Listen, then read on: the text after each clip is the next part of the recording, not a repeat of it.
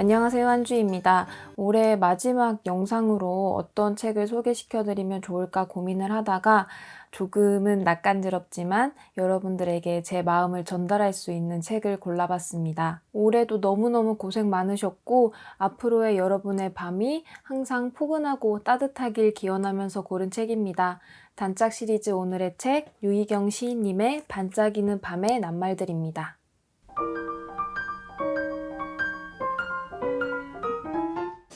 이 반짝이는 밤의 낱말들은 유희경 시인님이 10년 동안 시를 쓰시면서 중간중간 틈틈이 써온 산문집을 엮은 책입니다. 하루를 낮과 밤으로 나눠본다면 낮에는 에너지도 충만하고 활동적이고 또 이성적인 교류도 굉장히 많이 하는 시간이라면 밤 시간은 낮 동안에 했던 모든 활동들에 대한 감정들이 훅 하고 찾아오는 시간인 것 같아요. 그래서 밤이 무서우신 분들도 있을 거고 또 침대 안에서 굉장히 흐뭇하게 시간을 즐기실 분들도 있을 것 같은데요. 이런 모든 감정들을 시인의 감성으로 섬세하게 표현한 책이 바로 이 반짝이는 밤의 낱말들인 것 같습니다. 그럼 먼저 책 소개에 앞서서 작가님 소개부터 간단하게 해드리도록 하겠습니다. 유희경 시인은 1980년생으로 서울예술대학교에서 문예창작을, 한국예술종합학교에서 극작을 전공하셨습니다. 조선일보 신춘문예를 통해서 시인이 되셨고요. 대표적인 시집으로는 오늘 아침 단어, 당신의 자리, 나무로 자라는 방법, 우리에게 잠시 신이었던 등이 있습니다. 지금은 시인으로도 활동하시면서 위트 앤 시니컬이라는 시집 전문 서점도 운영하고 계십니다. 다음으로는 책의 구성에 대해서 알아볼 건데요. 이 책은 크게 밤의 낱말들, 밤의 문장들 이렇게 두 파트로 나누어져 있고 그 중에서도 밤의 낱말들은 1부 낯설고 먼 곳의 오래된 성당에서 2부 우리는 저녁에 만났다로 구성되어져 있습니다. 밤의 낱말들 파트에서는 걸음, 손금, 졸음, 첫사랑 등 각 낱말에 대한 시인님의 에피소드나 생각들이 담겨져 있고요. 밤의 문장들에서 역시 어젯밤엔 행사가 있었습니다. 어쩐지 당신의 꿈은 잘 기억할 것만 같아요. 이런 문장들에 대한 이야기가 담겨져 있습니다. 이 책의 대표적인 특징이 시인지 산문인지 에세이인지 소설인지 정확하게 구분하기가 어렵다는 점인데요.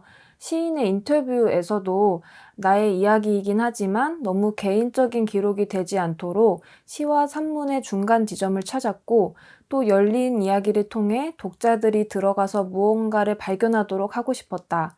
이것을 위해서 내가 할 수 있는 방법은 시적인 요소를 덧붙여주는 것이다. 라고 말씀하셨습니다. 그래서 그런지 기존의 다른 시인들의 에세이와는 다른 결을 가지고 있어요. 예를 들어서 걸음이라는 작품인데 좋아하는 사람과 함께 걸을 때 그런 설렘 그리고 손잡고 싶은 마음 이런 것들을 표현한 작품입니다. 걸음. 당신이랑 걷는 일.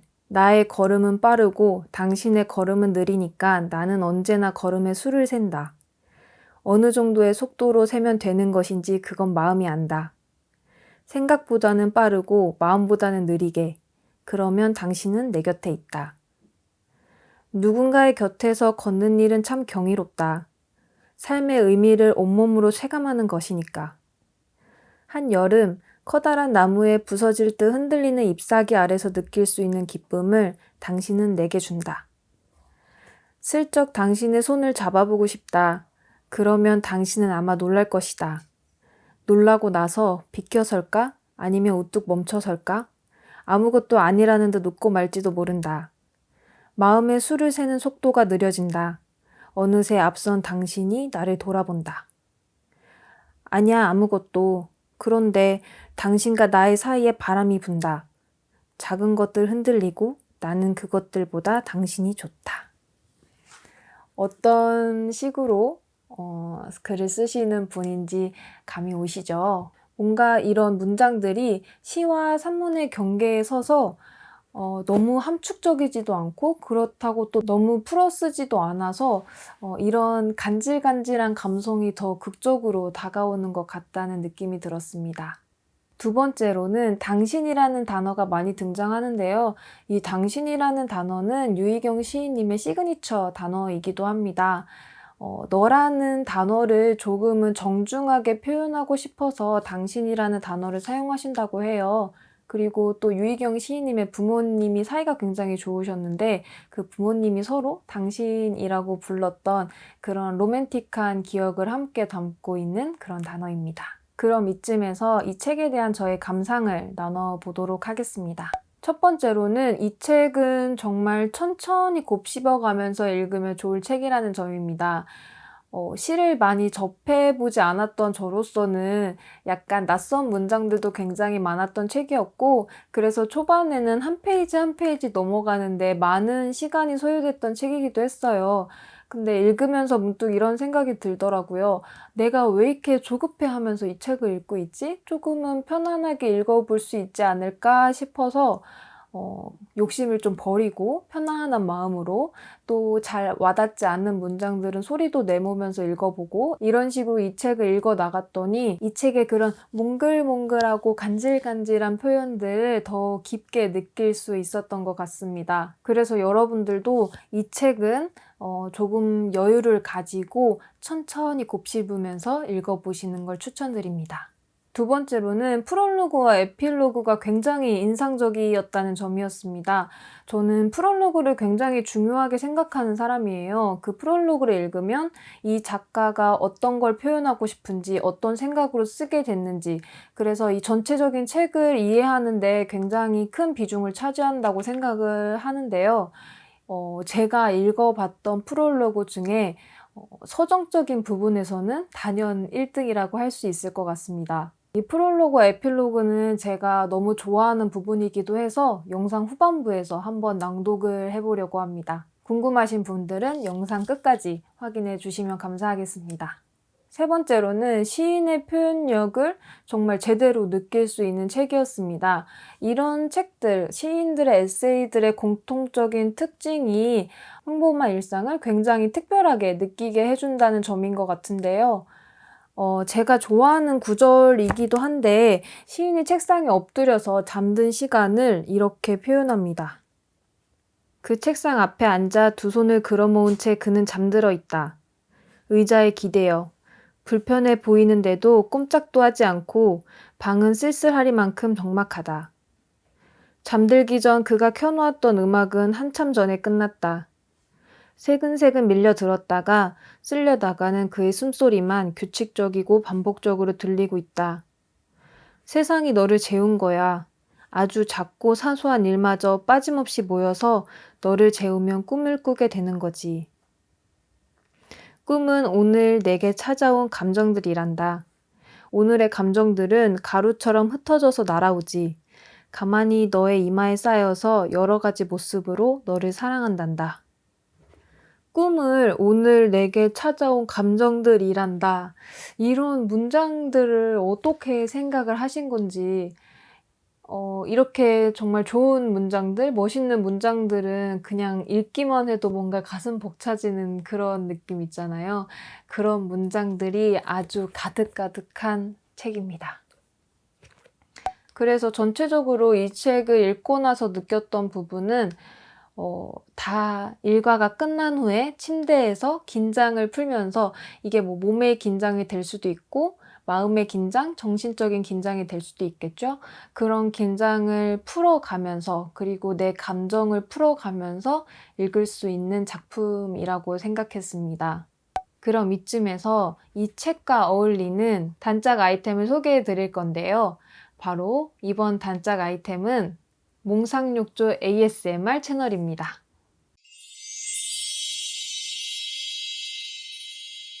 이 ASMR의 사전적인 의미를 보면 자율감각 쾌락 반응이라고 해서 뇌를 자극해 심리적인 안정을 유도하는 영상으로 바람이 부는 소리, 연필로 글씨를 쓰는 소리, 바스락거리는 소리 등을 제공해주는 영상이다 라고 되어져 있는데요.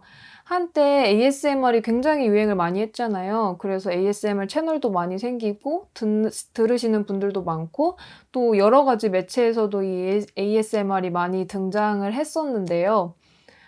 저는 조용한 독서를 좋아하긴 해요. 조용한 독서를 좋아하긴 하지만 생각이 많고 예민한 날에는 이런 조용한 공간에서의 작은 소리들이 더 민감하게 들려서 책을 읽는데 방해가 되더라고요. 그럴 때에는 ASMR을 켜놓고 책을 읽고 있습니다. 수많은 ASMR 채널이 있지만 그중에서도 제가 몽상육조님의 ASMR 채널을 추천하는 이유는 바로 몽환적이고 감각적인 주제들을 많이 담고 계셔서인데요. 동영상의 제목을 보시면 고요한 밤 비행기 ASMR, 귀족 자제들의 왕실 도서관, 하울의 새벽 욕조, 보보 경심녀, 뉴욕 로스쿨 도서관, 선선한 바람이 부는 뉴욕의 밤 옥상 버스킹, 작가가 집필하는 숲 ASMR 이런 식으로 굉장히 느낌 있는 주제들이 많아요.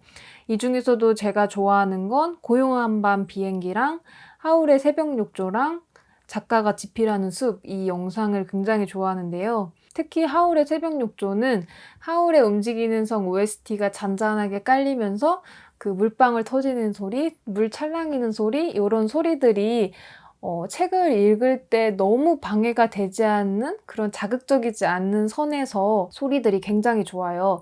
그리고 또 고요한 밤 비행기 영상에서는 비행기 안에서 모두가 잠들었을 때 그런 시간 있잖아요.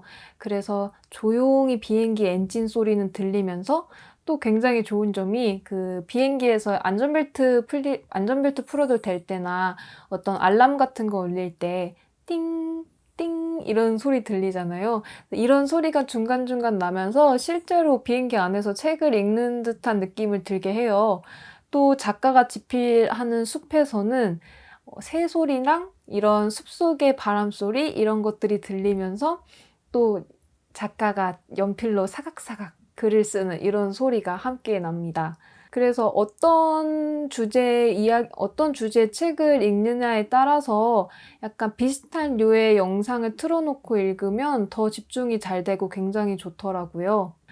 이렇게 해서 제가 너무나도 좋아하는 책인 반짝이는 밤의 낱말들과 몽상육조 ASMR 채널을 소개해 드렸는데요.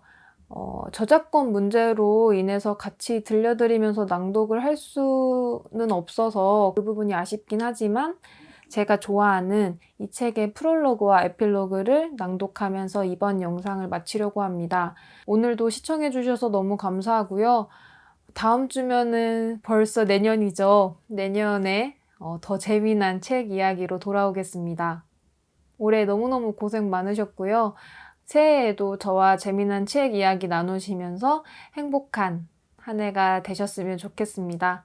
그럼 낭독 시작하겠습니다. 프롤로그, 당신에게. 세계의 첫 밤을 생각합니다. 아주 먼 그때 나도 당신도 없고 추억도 막막함도 없는, 그러니 무서울 것도 쓸쓸할 마음도 아직 없을 아득한 밤. 그 밤의 깜깜함을 나는 만난 적이 없으나 참으로 보고 싶게 되어버렸습니다. 그러나 그 밤, 세계의 첫 밤을 정말 만난 적이 없는 것일까 생각도 해봅니다. 그저 짐작을 거두지 못하는 까닭은 깊은 밤마다 만나게 되는 저교가 있기 때문입니다. 저교란 참 오래된 것이지요. 그것은 내가 태어나기 훨씬 전부터, 아니 인간의 짧은 역사로는 가늠할 수 없을 때부터 있었던 현상. 아무것도 없다가 조금씩 드러나는 어떤 감정. 그 감정의 낱말들, 익숙한 듯 낯선, 처음인 동시에 처음이 아닌 그런. 나는 저교를 당신으로 여기곤 합니다. 세계의 첫 밤과 같이 당신도 그러합니다. 만난 적 없으면서, 누군지도 모르면서, 분명히 거기 있을 당신, 어쩜 이토록 보고 싶을까요? 당신도 그러할까, 그건 알 수 없는 일이지만, 그럼에도 가까이 가고 싶고, 닿고 싶고, 그럴 방법은 없나, 불쑥 그럴 수 있을 것만 같고, 이 밤에 내가 손을 흔들면 그 밤에 당신이 볼 것만 같기도 했던 것입니다. 밤을 이루는, 밤을 떠돌고 밤을 만들고 마침내 밤 자체가 되는 낱말들을 찾기 시작한 이유입니다. 그것은 어둠 속 빛과 같아서 어떤 온도, 그 온도의 색, 그 색이 드러나는 선과 그림자와 같은 신호, 내가 여기 있고 거기 당신이 있을 거라는 예정. 이것을 우리가 알아볼 수만 있다면. 어두운 방에 스탠드 불빛을 밝혔습니다. 노트를 펼치고 창문을 열고 서늘한 밤바람을 등지고 앉았습니다. 타박타박 적어갔습니다. 적어가던 낱말은 둘이 되고 셋이 되고 이어져 무수한 계절을 지나 이야기가 되었습니다. 때로 멈추고 있기도 했으나 매번 돌아와 다시 적어가는 동안 나는 이 이야기가 나의 것이 아닌 줄 알게 되었지요. 아니, 이미 알고 있었는지도 모릅니다. 이 이야기의 주인은 당신입니다. 당신만이 알아볼 수 있을 테니까요. 나는 신호를 보내는 것이 아니라 그 신호를 해석하고 있었던 것이겠지요. 먼 별의 빛으로 여기와 거기 간의 거리를 재는 과학자처럼 나는 이야기의 주인을 두고 적어가는 사람. 나는 당신이 보내준 이 이야기가 좋습니다. 좋아서 밤이 내게로 옵니다. 저녁이 어둑어둑해지고 당신이 좋아서 귓속이 따뜻해집니다. 좋아서 책상은 어두워지고 불빛을 밝히고 거기 앉습니다. 어둑어둑해진 손끝으로 그 신호를 받아 적고 있습니다. 나는 그렇게 오는 밤을 맞이합니다. 곡진하게 묻습니다. 당신의 밤은 어디서 어디로 옵니까? 눈을 감고서 안심한 채 먼 곳에서 들려오는 신호에 그 신호가 만들어가는 이야기에 전심을 맡기기도 합니까? 오롯이 혼자가 될 때, 혼자가 아닐 수 없을 밤에 당신에게 찾아오는 이야기는 누구의 것입니까? 그것은 혹시 나의 이야기는 아니는지. 그러면 나는 참 기쁘겠습니다. 어쩌면 내가 이 방에 이렇게 혼자이고 그래도 괜찮은 까닭은 그 때문일지도 모릅니다. 나의 이야기가 당신에게 닿아가는 중이라면. 다시 말해도 될까요? 나는 당신이 보내준 이야기가 좋습니다. 너무 많기도 하고 아예 없기도 한 당신. 당신의 이야기. 나는 꽃으로 가득한 어떤 나무를 대하듯 어디를 봐야 할지 모르고 대신 황홀합니다. 그래도 괜찮을까요? 그런 당신을 내가 좋아해도 괜찮을까요?